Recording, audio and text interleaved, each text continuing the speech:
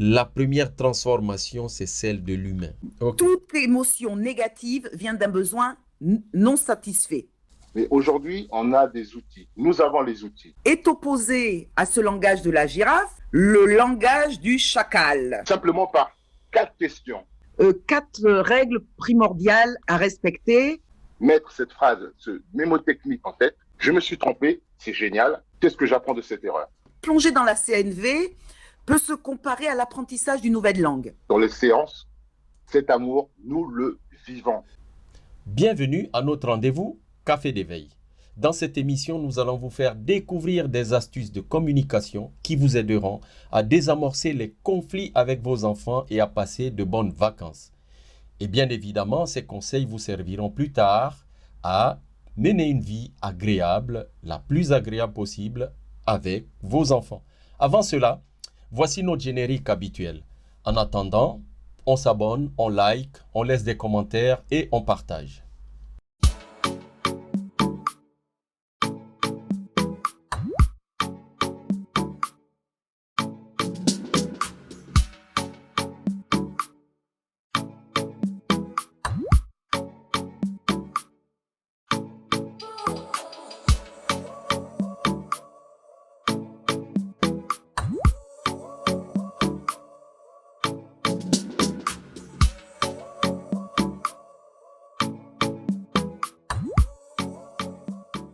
Après ces périodes de confinement, de promiscuité pas toujours facile à gérer, de télétravail sur un coin de table dans la salle à manger, de couvre-feu, nous aspirons tous au besoin de changer d'horizon, de voir autre chose que nos 4 murs, bref, de respirer un peu. Que ce soit à l'étranger, au bord de la mer, à la campagne, dans notre village ou à la montagne, à nous la liberté retrouvée. Mais alors, comment faire pour que ces instants de vacances ne tournent pas au cauchemar? Avec nos enfants, bien sûr. Comment savourer ces pauses estivales en famille sans se laisser dépasser par les conflits avec nos chers enfants et que le séjour ne finisse pas en fâcherie générale? Voilà, c'est le thème de l'émission aujourd'hui. Avec moi, pour aborder évidemment cette émission qui est la dernière avant les vacances, j'ai Catherine, qui est coach certifiée en développement personnel et professionnel, et elle est aussi certifiée en intelligence émotionnelle. Et j'ai aussi Karl Kando, qui est coach certifié et spécialisé, comme il le dit lui-même, en coaching mental. Alors Karl, qu'est-ce qui est concerné par cette thématique d'aujourd'hui? Tout d'abord, bonjour José, bonjour Catherine. J'espère que vous allez bien depuis la dernière émission que nous avons faite ensemble. Et j'aimerais d'abord vous remercier pour cette émission qui était très agréable. Donc, ravi de vous retrouver aujourd'hui même. Et Alors, Karl, tu es où en ce moment? La dernière fois, tu étais au sud de la France. j'étais dans le sud, en effet, José. Là, je suis sur Paris. Donc, je suis remonté un peu plus dans le nord. Et j'ai ramené dans mes valises le beau soleil et en même temps un peu de pluie parce que nous manquons un peu de... Donc, Ok, tout ça, c'est pour une saison estivale qui va être chaude et un petit peu pluvieuse. merci. Donc, pour les parents, ce thème est surtout abordé pour les parents qui sont d'abord en difficulté avec leurs enfants, Oui, dans le relationnel au quotidien, pas que pendant les vacances. Donc, ça peut être surtout des parents qui ont une histoire, déjà eux, une histoire compliquée, et qui, dans le rapport à l'éducation, ont des résonances, des transferts entre la situation de l'enfant à gérer et leur propre situation interne qui se joue en eux. Donc j'ai envie de dire, d'abord, ça concerne des parents qui ont un besoin aujourd'hui d'être accompagnés par un coach pour mieux se connaître, pour mieux voir en quoi les situations des enfants, qu'est-ce que ça fait réagir en eux. Tout d'abord parce que ça veut dire qu'il y a des parents, il y a des personnes qui sont devenues parents et qui ont aussi eu une éducation, une transmission qui s'est faite dans certaines conditions qui les ont enfermés dans quelque chose d'autoritaire et dans quelque chose de frontal. dans l'éducation avec leurs enfants. Donc ça s'adresse tout d'abord à ces parents-là. Ensuite, ça s'adresse à tous les parents, même ceux qui sont très positifs aussi dans la vie, qui sont dans un rapport bienveillant avec leurs enfants. Ça va leur permettre de consolider, de voir que ce qu'ils font, en quoi c'est bon pour eux et qu'est-ce que ça contribue. Donc ça va leur permettre de nommer, d'identifier les bonnes ressources, les bons outils qu'ils utilisent, et puis ça va aussi les booster, les entraîner à continuer. Merci, Karl, pour cette introduction et cette clarification. Je vais me tourner vers Catherine maintenant, qui est à Bruxelles. C'est ça, Catherine? Oui, à Bruxelles, où enfin le soleil est arrivé. Merci, Karl. Je me demande si c'est pas toi qui nous l'as envoyé de Perpignan. Alors, bonjour à tous. Effectivement, donc cette pause estivale, nous en rêvons tous, c'est vrai, hein, et depuis quelques mois déjà. Et là, avec le beau temps, encore plus. Donc, je pense qu'il est très important qu'elle ne soit pas, donc, cette pause estivale, qu'elle ne soit pas source de tension au quotidien, avec à la fin du séjour un goût amer d'avoir raté ses vacances, ou même quelque chose de pire, c'est de se retrouver à compter les jours qui nous restent ou qui nous rapprochent du retour à la maison. Parce que ça aussi, ça peut arriver. Car même si nous aimons nos chers enfants, il n'est pas toujours évident d'éviter les frictions, d'éviter les clashs, même dans un endroit paradisiaque. Donc moi, déjà en préambule, ce que je voudrais dire, c'est que je pense que il y a déjà, à mon sens, 4 règles primordiales à respecter.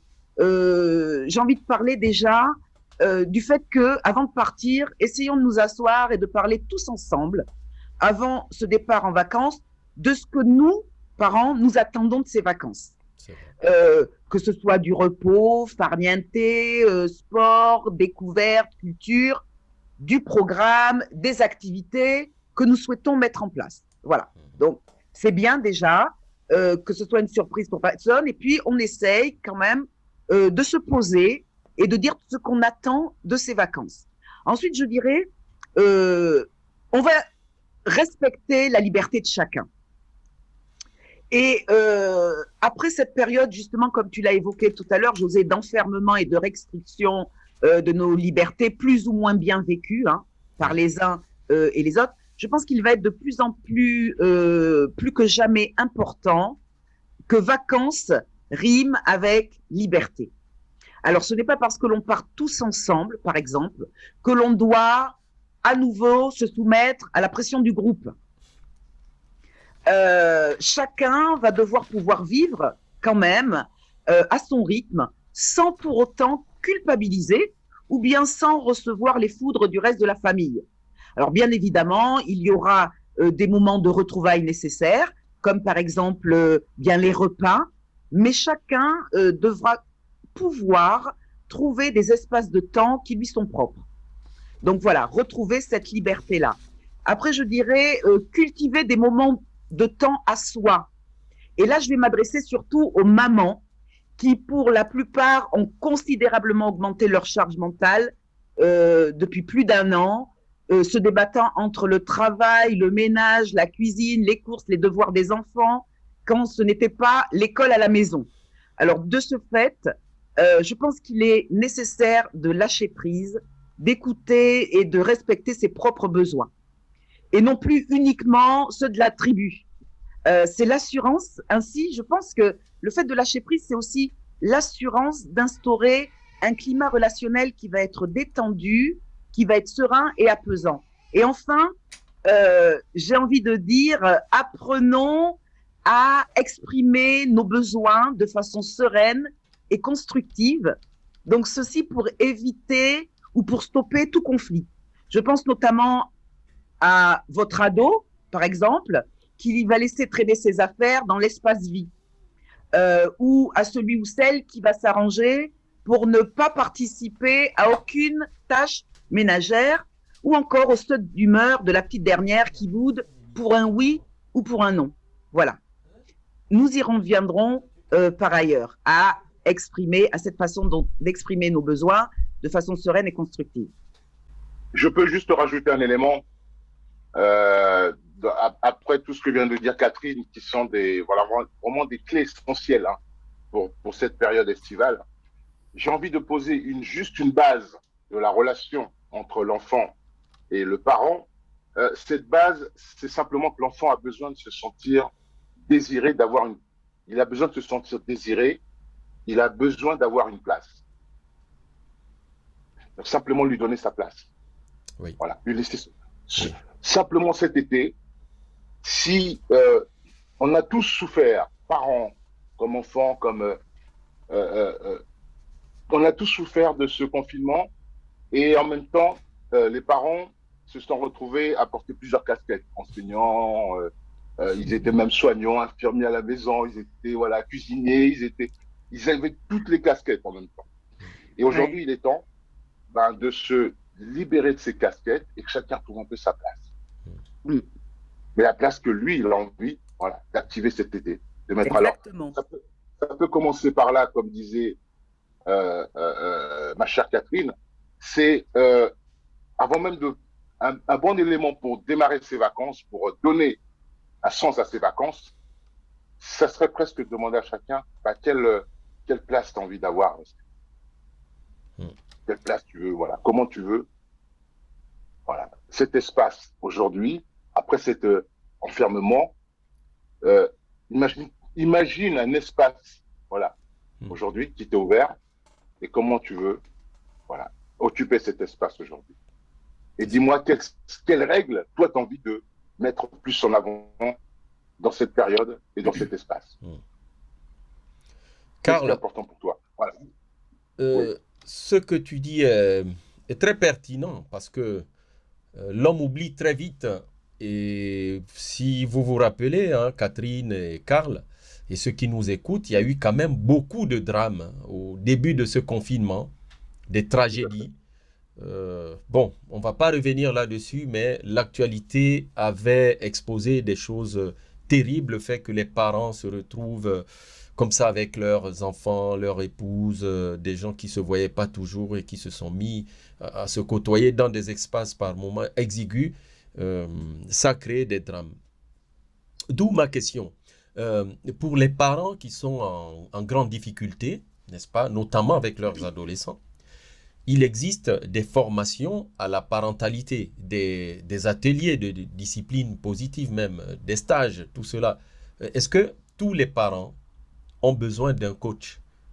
Parce qu'aujourd'hui, certains vont tomber sur votre vidéo, on travaille par visioconférence, les gens savent des choses, mais comme on dit, tu peux les lire sur Internet. La parole va vivifier le fait d'échanger avec un autre parent comme Catherine ou toi. Donc, est-ce que tous les parents ont besoin d'un coach? J'ai envie de répondre à cette question, José, plus que jamais. Plus que jamais. Dans une situation comme celle-là, on ne sait pas dans quel état on en sort. Donc déjà, la première chose, c'est déjà, si on a en face de nous quelqu'un de bienveillant, on libère notre parole, peut-être qu'il y a des choses qu'on va se rendre compte que nous avons faites et qui ont une incidence sur les autres, par exemple. Je donne un exemple. On l'a vu, dans des familles, par exemple, les parents, en effet, se retrouver avec délégués comme enseignants à la maison. Et puis, il y en a d'autres qui n'ont pas pu. Il y a eu, dans les familles, il y a aussi des frères, des grands frères, des petits frères. Il y a des frères qui ont eu des rôles, c'était plus des enfants. C'était devenu, pour les parents, c'était devenu des relais. Donc, il y a, par exemple, dans des familles, c'est ça qui va être important de questionner pour chaque cas, chaque famille. Dans des familles un peu plus nombreuses, est-ce qu'il y a des enfants qui ne sont pas passés dans des rôles un peu plus responsables et qui sont devenus des adultes vis-à-vis de leurs frères et sœurs? Parce que les parents accaparés par ce rôle, ils sont délégués un peu plus aux enfants. Donc, il y a des enfants qui sont vite sortis de leur rôle d'enfant, qu'ils ont dû passer plus rapidement. Et puis, il y a des étudiants qui se sont retrouvés dans des situations, donc des jeunes qui vont devenir adultes, mais qui étaient encore des enfants, des jeunes, des adultes enfants, et qui, tout d'un coup, ils ont été précipités encore plus d'être responsables dans cette situation. Situation où il a fallu gérer leurs études à la maison, voilà, il a fallu être plus autonome. Là où ils étaient accompagnés un peu plus souvent, ils ont dû être face à eux-mêmes beaucoup plus. Donc j'ai envie de dire, il y a des parents qui ont été face à eux-mêmes, qui se sont retrouvés face à des difficultés. Il y en a certains qui ont même certainement activé des choses qui étaient anciens, qui tramaient depuis longtemps. Pour tous ces parents-là, c'est important aujourd'hui d'être aidés, d'être accompagnés, au moins d'être soutenus, d'être soulagés dans cette période qu'ils ont dû traverser qui était certainement difficile pour tout le monde.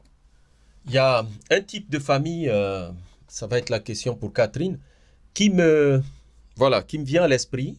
Ce sont les familles recomposées. Et là, on parle des vacances, on parle de la nécessité de désamorcer les conflits.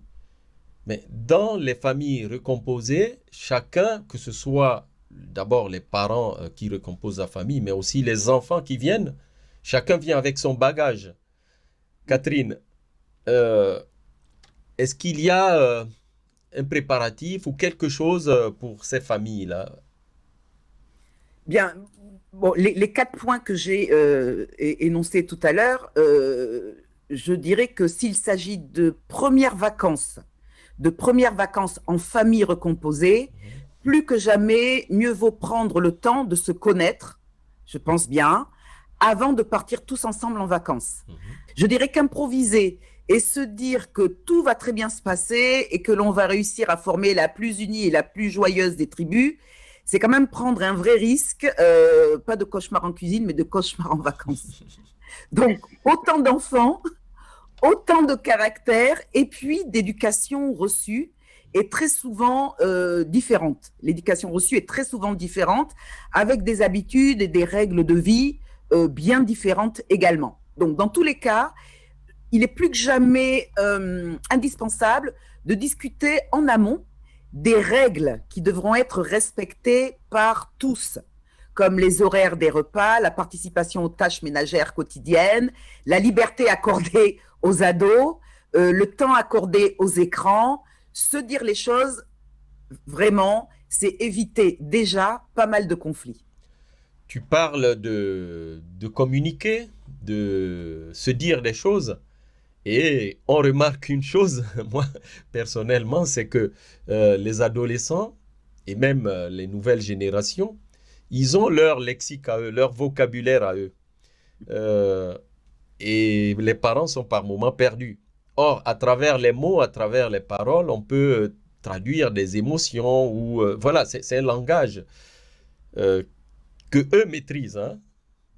Qu'est-ce que tu peux apporter dans ce domaine-là aux parents qui risquent peut-être d'être perdus? Vraiment, les ados, alors là, j'ai plus parlé des pré-ados et des ados, ils ont vraiment leur langage. Et il est certain que quand on veut communiquer dans la fluidité, il est quand même essentiel de parler la même langue. Si moi, je veux parler un chinois, j'ai tout intérêt à essayer de me débrouiller en chinois parce que vraiment, sinon, il risque d'y avoir de grands malentendus.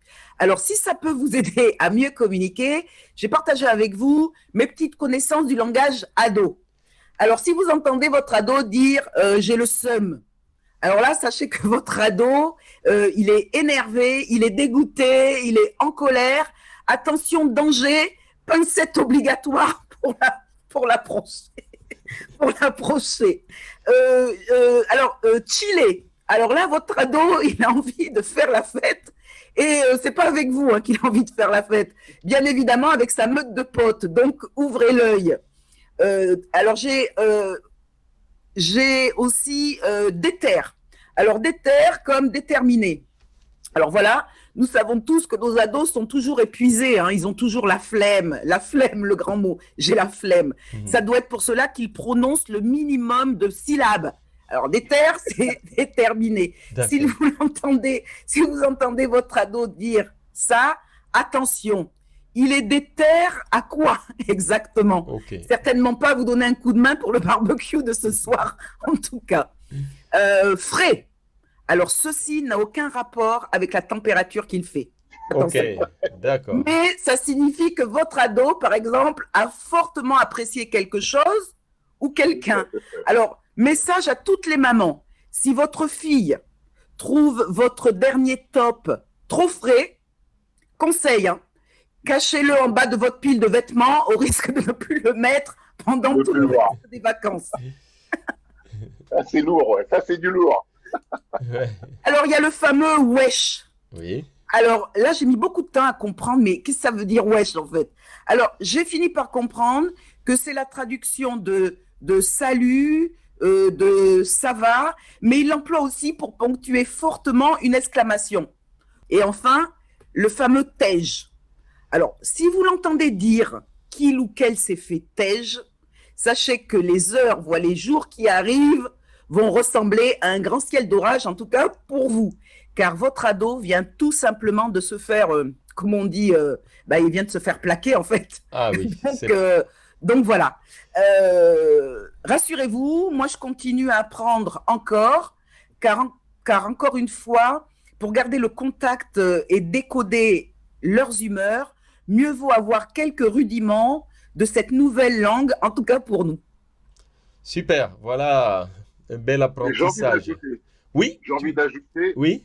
En plus du langage des jeunes, j'ai envie d'ajouter cette suggestion aux parents. Faites de vos erreurs une chance d'apprendre quelque chose de nouveau. C'est-à-dire de se dire, je me suis trompé, c'est fantastique, qu'est-ce que j'apprends de cette erreur? Aux parents, là. Voilà, aux parents, ouais. Quand ils se trompent avec un enfant, surtout, de pas dramatiser la situation, de pas tomber d'éviter de tomber, hein, si possible, hein, dans la réaction. Et pour cela, je leur propose simplement de se mettre cette phrase, ce mémotechnique en tête. Je me suis trompé, c'est génial.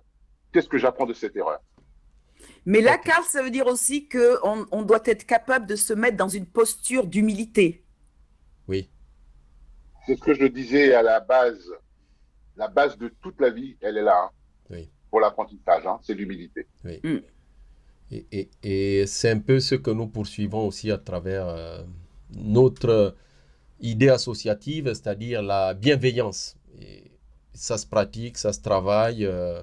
Faut pas être buté, figé dans de vieilles valeurs, mais un peu de souplesse de temps en temps, ça peut rendre la vie agréable. Catherine, est-ce que ce langage est universel ou bien il est localisé en Belgique ou en France ou en Europe ou aux États-Unis? Juste question comme ça. Aux États-Unis, je ne sais pas, parce que là, on va parler d'une culture anglo-saxonne, mais ils doivent avoir. Les jeunes ont, n'importe où sur la planète, développé un langage qui leur est propre. C'est ça. Ils ont développé leur langage. Alors bon, moi, là, j'évolue essentiellement dans un milieu francophone, mais que ce soit en Belgique, que ce soit en France, où j'ai les enfants d'amis ou les enfants de la famille, que ce soit en Afrique francophone, les jeunes parlent le même langage.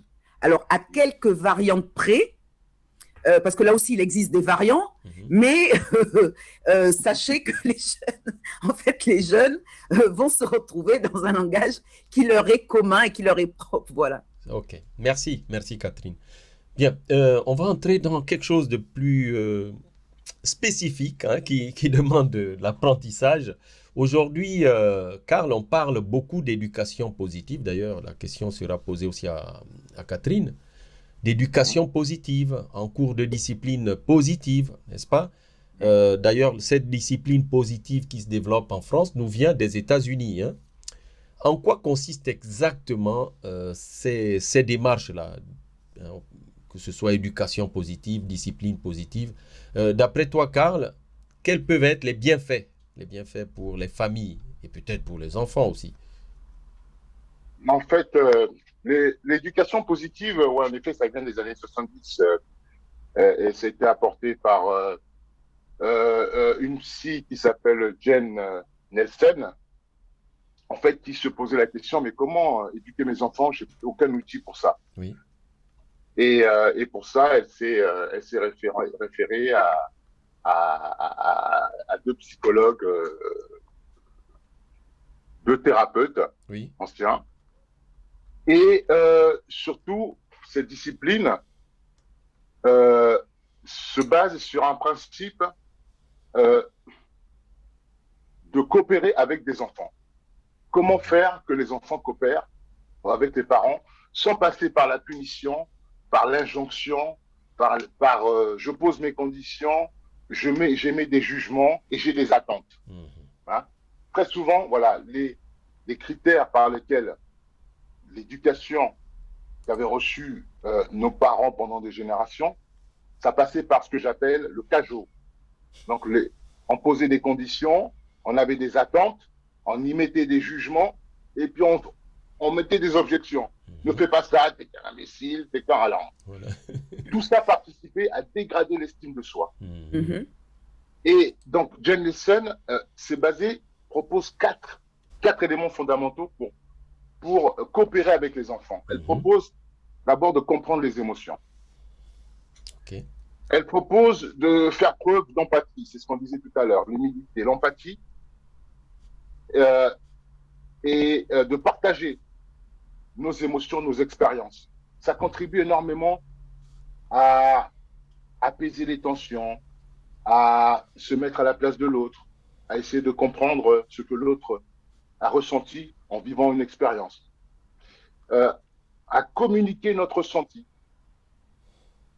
en tant qu'adulte, hein, avec leurs enfants. Est-ce que je peux te dire que quand je te vois, par exemple, dire à un enfant, est-ce que je peux te dire quand je te vois faire ça, ça me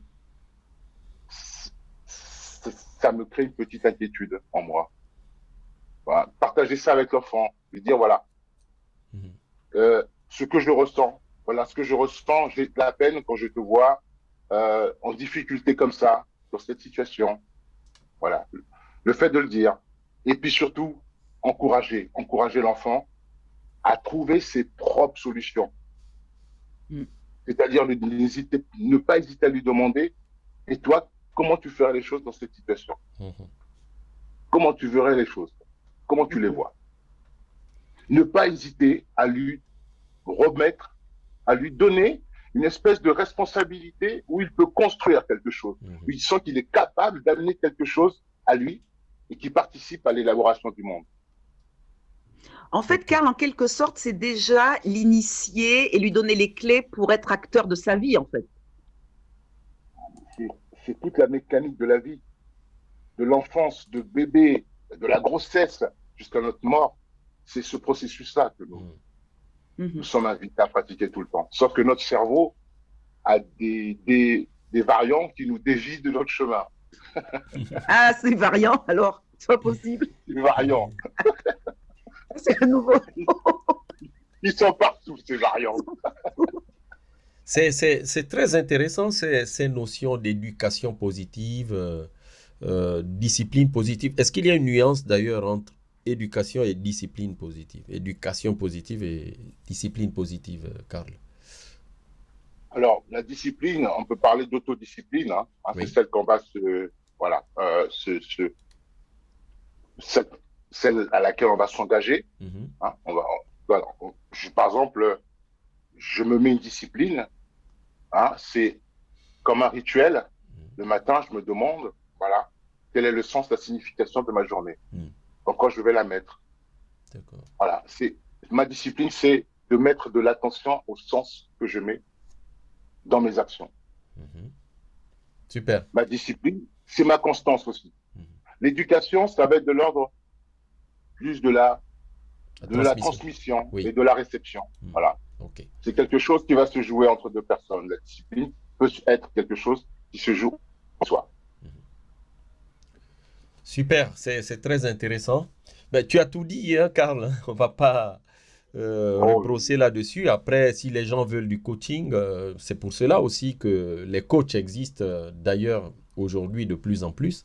C'est parce qu'on ne peut pas tout avoir comme connaissance et maîtriser ces connaissances réellement dans notre vie. Et on va vers des gens qui, eux, les maîtrisent, les ont apprises et savent les utiliser et les transmettre.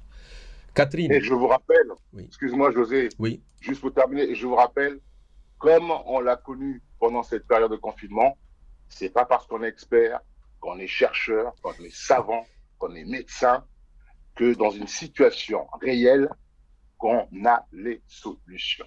Yes. Tout à fait d'accord avec toi. C'est comme les poètes qui écrivent sur l'amour, mais n'ont jamais connu l'amour. Alors que les amoureux en savent beaucoup plus et ne l'écrivent pas. Bref, c'était juste... c'est bien de rappeler ces nuances, n'est-ce pas? Parce que les gens ont besoin aussi de comprendre que c'est pas parce qu'on se donne une étiquette d'expert que forcément on sait tout. Voilà. Et pour en revenir donc à la relation parent-enfant, Oui. Comme tu disais tout à l'heure, Karl, c'est que ayons conscience que nos enfants peuvent nous apprendre énormément de choses. Là encore, ayons cette humilité-là. Eh oui. Eh oui. C'est à ça que je renvoyais quand je disais, voilà, dans cette heure de confinement, on l'a découvert, des gens qu'on trouvait très respectueux, qu'on était prêt à recevoir de leur part l'obédience, tellement on les prenait pour Dieu. Hein, ils allaient nous jeter un sort positif, et puis on se rend compte que ben non, c'est pas eux qui nous le donnent, c'est nous qui l'avons. Nous avons notre part à construire de la vérité, de la réalité. Cette réalité, nous la construisons avec d'abord notre humilité, et puis avec aussi cette page vierge que nous devons tous les jours écrire. Et ça, c'est ce qu'ils ont oublié, les sachants. Ils ont oublié que tous les jours, on écrit une page vierge. Eh oui. Ils sont arrivés avec des écrits tout faits en disant, voilà ce qui est écrit. Ben non, la réalité, c'est pas comme ça. Catherine, toi, tu as une approche basée sur la... Alors, disons que moi, la communication non violente. Je vais parler, voilà, moi j'ai choisi aujourd'hui de vous parler de la communication non violente et que la personne donc qui a développé cette communication, qui est à l'origine de cette communication non violente, qui s'appelle Marshall Rosenberg, appelle aussi le langage de la girafe. Voici la girafe. Alors, pourquoi le langage de la girafe? Parce que la girafe est le mammifère sur Terre qui a le plus gros cœur. Wow. Et la communication non violente, c'est la communication de l'amour. C'est le langage de l'amour. Donc, on l'appelle langage de la girafe. Et est opposé à ce langage de la girafe le langage du chacal, qui consiste à savoir qui a tort, qui a raison, qui est mauvais, qui est méchant. Bref, vous voyez de quoi je parle? Je pense qu'on a tous joué et on sait tous très bien parler le langage du chacal. Ce qui est plus compliqué, c'est de pratiquer le langage de la girafe. Voilà. Donc, brièvement, donc, pour la petite histoire, la CNV, donc communication non violente, elle a été développée dans les années 60 par Marshall Rosenberg, qui est donc un docteur en psychologie clinique américain. Et depuis, les fondements et les bienfaits de la CNV ont été maintes fois confirmés dans tous les travaux sur le cerveau. Qu'est-ce qu'il va faire Marshall Rosenberg? Donc Marshall Rosenberg, il va développer ce processus donc de communication à partir de son désir de découvrir comment renforcer notre capacité à améliorer nos relations avec les autres et à résoudre les différends dans un esprit de bienveillance. Voilà. Donc c'est une façon de penser, de parler qui vise à mettre de la compréhension et du respect mutuel dans nos échanges et qui est basée sur 4 aspects. L'observation, l'expression du sentiment, l'expression du besoin qui en découle, et enfin la formulation d'une demande claire et précise. Donc, l'observation, donc, elle va être précise. Elle va se faire de façon donc neutre, en se contentant de décrire les faits sans y mettre une opinion, une interprétation, un jugement. Et ça, c'est le plus compliqué, d'être dans une observation sans juger. Quand je fais les ateliers, et qu'on travaille sur cette première partie de l'observation, eh bien, les gens se rendent compte qu'il est très difficile de rester uniquement dans l'observation sans émettre une opinion ou un jugement. Ensuite, il y a l'expression claire du sentiment. Et en fait, qu'est-ce que c'est? C'est ce qui se passe en moi, ce que je ressens face à une situation que je vis. Et pour communiquer cela, bien évidemment, il est important que nous soyons conscients de ce que nous ressentons et surtout que nous sachions le verbaliser en utilisant un vocabulaire affectif approprié. Lors de notre émission sur les émotions, on a vu combien notre vocabulaire affectif était pauvre et qu'on utilisait toujours les mêmes mots, mais pour parler d'émotions différentes. Donc là aussi, on apprend à développer un vocabulaire affectif pour expliquer à l'autre exactement ce que l'on vit, ce qui se passe en moi. Oui. Ensuite, il y a l'expression du besoin, parce que le besoin est intrinsèquement lié au sentiment. Exprimer ses besoins. Pourquoi je dis que c'est... Alors, pourquoi il explique, Marshall Rosenberg, c'est important d'exprimer le besoin? Parce que toute émotion négative vient d'un besoin non satisfait. Ok. Toute émotion négative vient d'un besoin non satisfait. Donc, un besoin s'exprime en termes positifs et n'implique ni une autre personne, ni une action concrète. Il s'agit de dire « j'ai besoin de » et non pas « j'ai besoin que tu fasses ceci ou que tu fasses cela ». Je suis responsable de mes émotions et en fait, si je suis dans telle émotion, c'est parce que j'ai tel besoin qui n'est pas,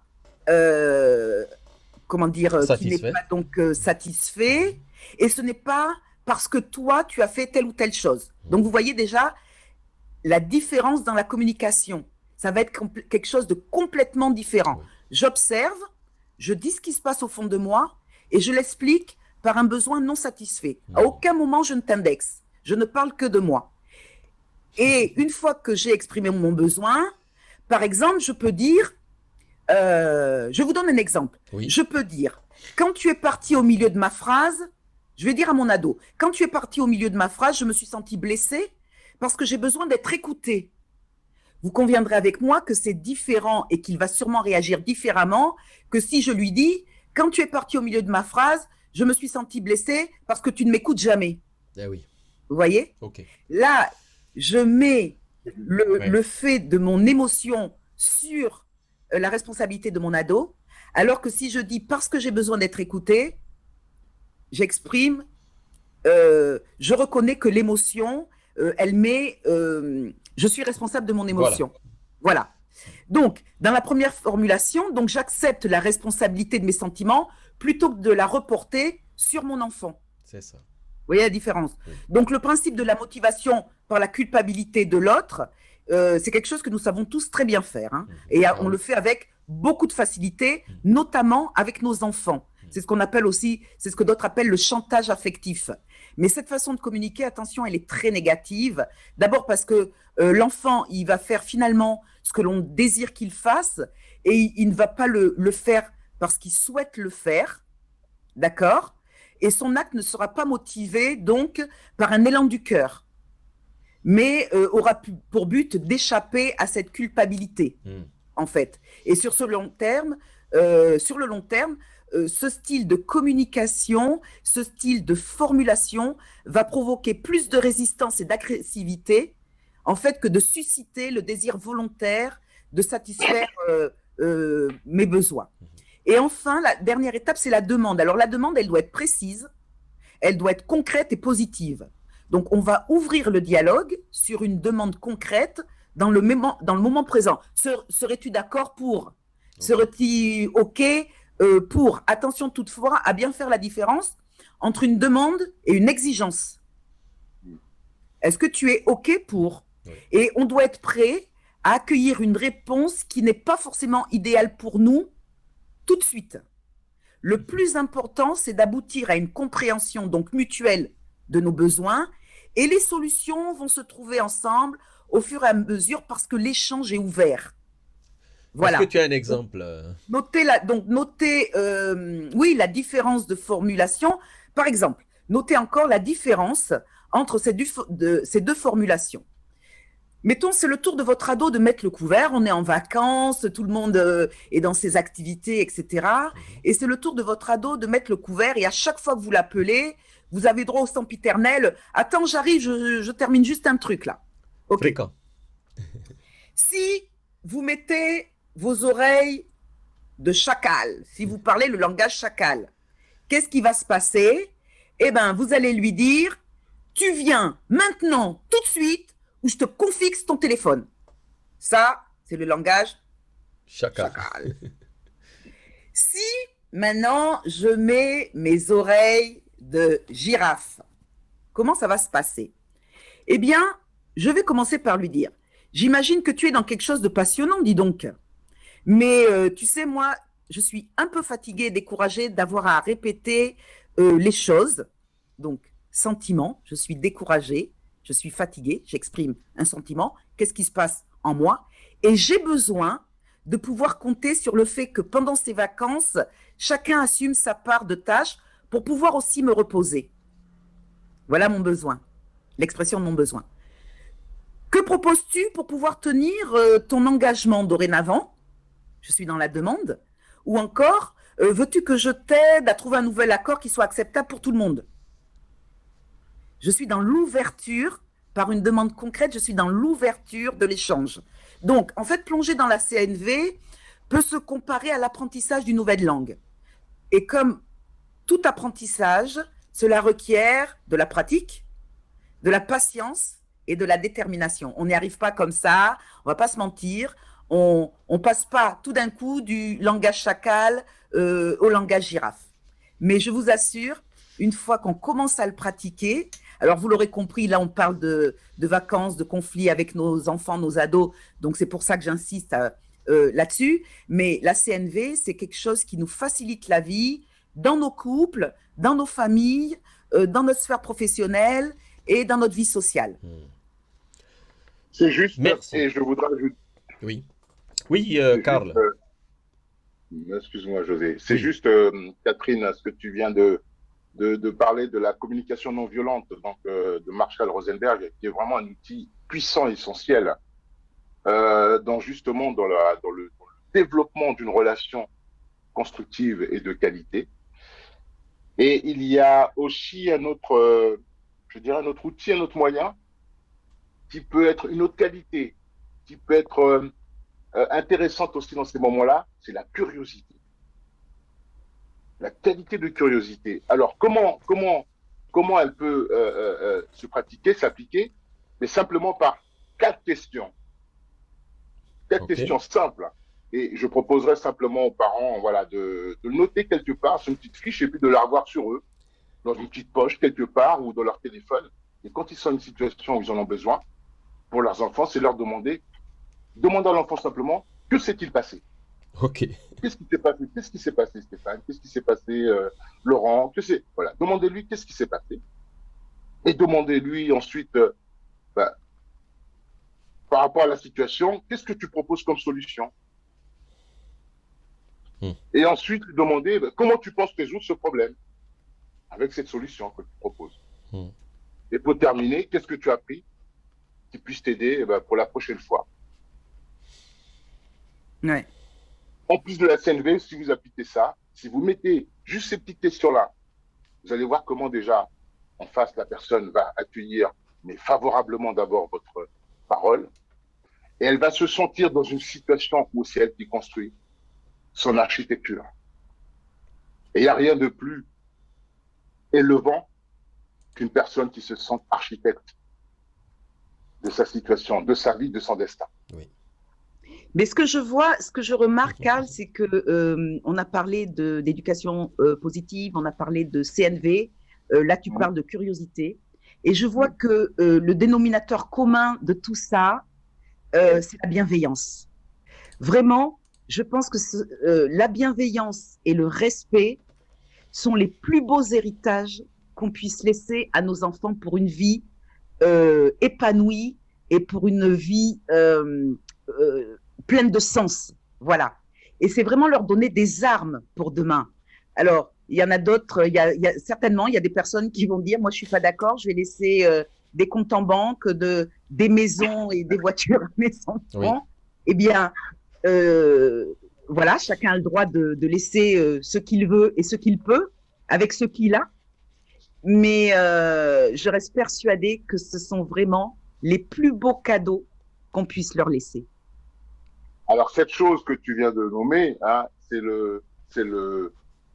c'est cette lettre-là, la première lettre de l'alphabet, l'amour. L'amour, oui. Oui. Voilà, Voilà. c'est simplement l'amour. Là, nous avons parlé, nous avons voyagé au travers de tout ce qui constitue en fait l'amour de son prochain, de son enfant. Comment donner cet amour. Mais aujourd'hui, on a des outils. Nous avons les outils. Nous avons les approches pour pouvoir faire, même des parents qui ont été des adultes, qui ont été déstructurés ou abîmés ou un peu étriqués, pour en faire des parents qui sont capables d'émettre de l'amour. Voilà. Grâce à ces outils dont nous avons fait aujourd'hui un petit peu l'éloge.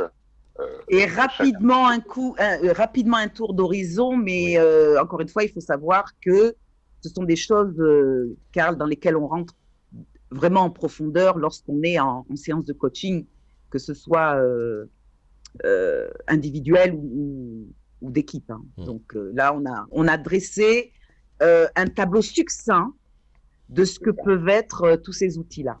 Dans les séances, cet amour, nous le vivons, ouais. Nous l'activons. Oui. C'est notre support sur lequel tous les apprentissages vont pouvoir se construire et se consolider. Je suis tout oui.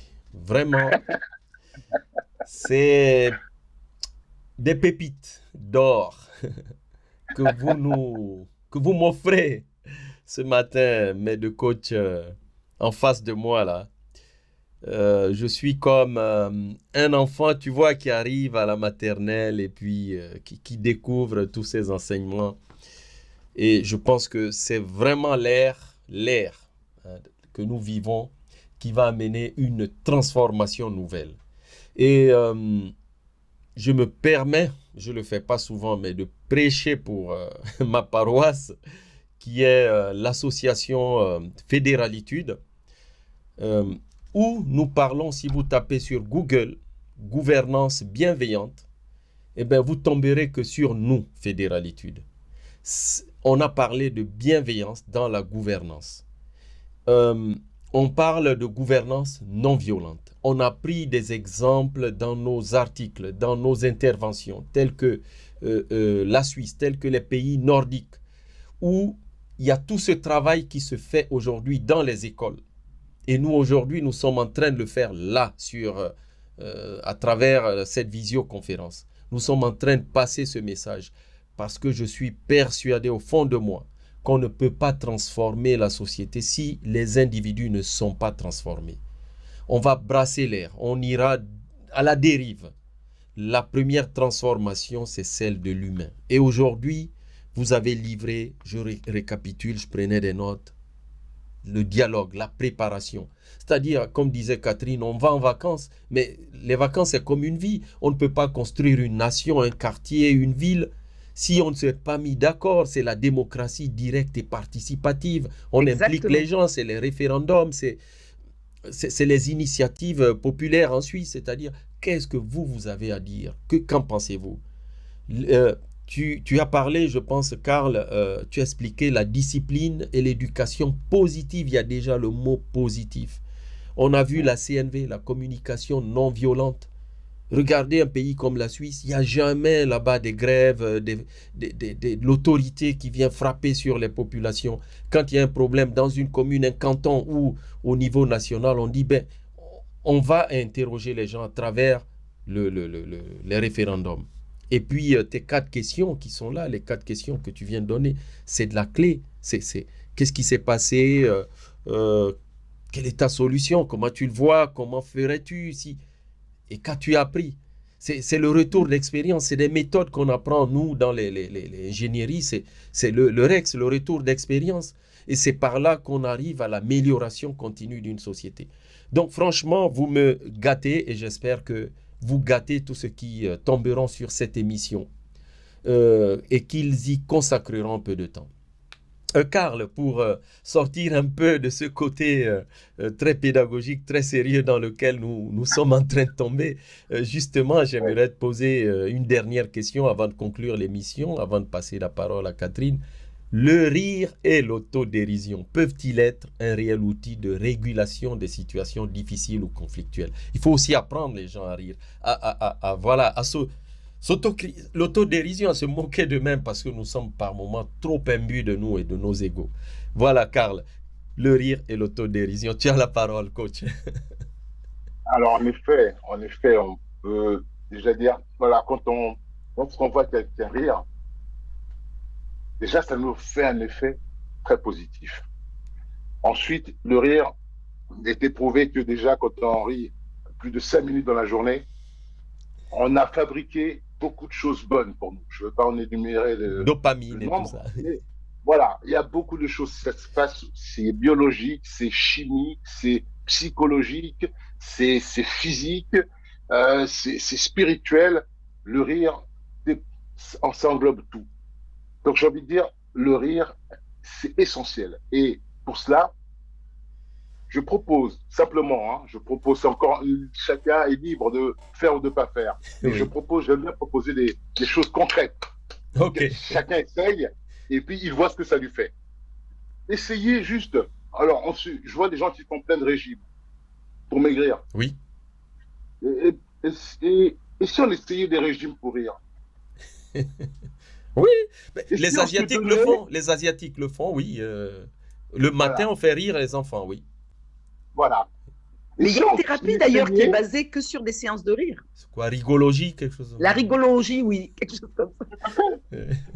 il a été prouvé qu'il suffit simplement de rire plus de 10 minutes par jour. Il y a certaines maladies qu'on éradique en nous. Mhm. À un moment donné, euh, un coaching de recadrage, j'ai constaté que le coaché, il était sorti de lui. J'ai reposé la situation simplement en l'invitant, en écoutant le morceau Jérusalem. Le Oui. morceau Jérusalem qui tourne en ce moment, qui fait un tube, mais avec des enfants africains qui vivent dans des conditions insalubres terribles, mais qui dansent, qui rigolent, qui passent leur temps et qui font des chorégraphies.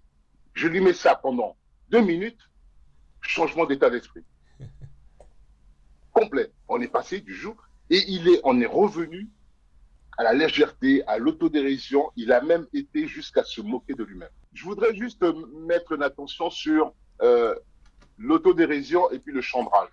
C'est différent. Et le? Le chambrage, chambrer. Ah oui, chambré. Ok, Ouais, non, oui, non, oui. mais là, on est dans l'autodérision, c'est-à-dire Oui, quelqu'un qui est capable Voilà, de se oui. moquer de lui-même. Hein. C'est ça. voilà, Et si tu exactement. veux, Parce que il est c'était. facile de se moquer des autres, mais quand on se moque de Oui, soi-même, c'est pas la même posture. On est vraiment dans l'humilité quand on se moque. Quand on est capable de rire de soi, Oui. on est dans une posture vraiment d'humilité, d'humilité. de relativité, C'est ça. Voilà. de recul Oui. par rapport à soi. Ouais. Mais lorsqu'on se moque des autres, c'est différent. Oui. Donc, moi, Bien j'ai sûr. tendance à me méfier de il y a ceux qui passent leur temps à se moquer des autres. Ah oui. Ouais, ouais. Très Non, bien. mais là, on est bien d'accord qu'on est dans l'autodérision comme Voilà. moyen de désamorcer un conflit. Et, Oui. et effectivement, je pense que si vous êtes dans un conflit avec votre enfant et que vous arrivez à rire de votre propre réaction, déjà, de facto, d'abord, je pense que ça va surprendre votre enfant et il sera déjà surpris. Et si vous arrivez à vous moquer de vous-même avec beaucoup d'humour, je pense qu'effectivement, là, c'est bon. La tension, elle sera redescendue de plusieurs crans et les oreilles de l'ado vont peut-être être plus propices à l'échange et à l'écoute. Et je pense que le rire, effectivement, est un outil extrêmement puissant, pour reprendre un terme de Karl, pour désamorcer les conflits.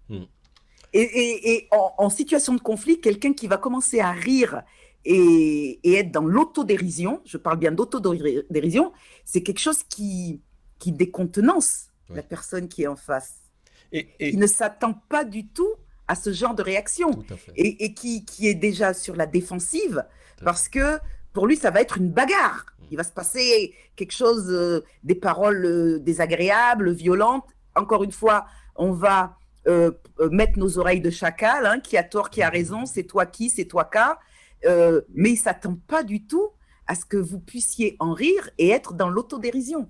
Donc effectivement, je pense que comme la curiosité, le rire et l'autodérision sont des outils extrêmement puissants pour désamorcer les conflits, notamment avec nos enfants. Tu voulais rajouter quelque chose, Karl?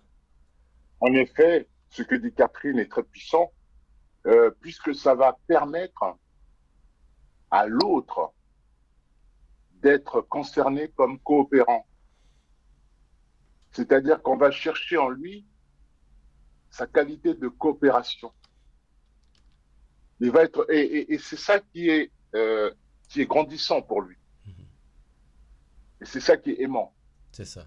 Donc on revient toujours à l'amour, et on revient à la loi d'attractivité, la loi de gravitation. Ok. C'est par ces outils qu'on va pratiquer ça, et ça va nous ramener à ce que nous sommes tous. C'est-à-dire nous sommes tous dans cet univers, universellement, nous sommes tous issus de quelque chose qui vient de l'amour. À nous de le trouver et à nous de l'activer. Très bien, Karl, très bien, Catherine. L'autodérision, le rire, effectivement, d'ailleurs, ceux qui vous écoutaient, comme moi, comme je vous écoutais, je me reconnaissais dans certaines situations. Il m'arrive, en fait, après quelque chose qui m'a contrarié, au moment où je suis tout seul avec moi-même, ça peut être aux toilettes ou dans la chambre, j'ai envie de me dire, oh là là, en fait, je me moque de moi-même et peut-être même me dire, oh c'est bête, qu'est-ce que j'ai été bête, j'aurais pu faire telle chose en fait. Et ça t'amène à te moquer de toi-même, à rire de toi-même. Mais on ne le fait pas en public. Et l'idéal, c'est de le faire, de le dire à l'autre peut-être. Je pense dire que, mais franchement, on aurait pu faire mieux et reconnaître dans cette humilité que nous-mêmes, on est en train de sortir du chemin de la paix. Ok. Bon, pour conclure cette émission, puisqu'elle est très dense, j'aimerais vous poser la question finale que j'aime bien poser. Qu'aimeriez-vous que les gens retiennent de cette émission? Et ce sera le mot de la fin de chacun de vous. Je commence par Karl. Alors, moi, ce que je retiens, en tout cas de cette thématique, oui, c'est essentiel. Alors, l'été qu'on va passer là, ça va être un moment essentiel, un moment important. Un moment important pour recharger les batteries, un moment important pour identifier des batteries qui sont essentielles pour nous, un moment important pour, j'ai envie de dire, voilà, pour se réconcilier, trouver un espace les espaces de conflit sont nombreux en ce moment. On a plein de terrains, ce sont des terrains conflictuels.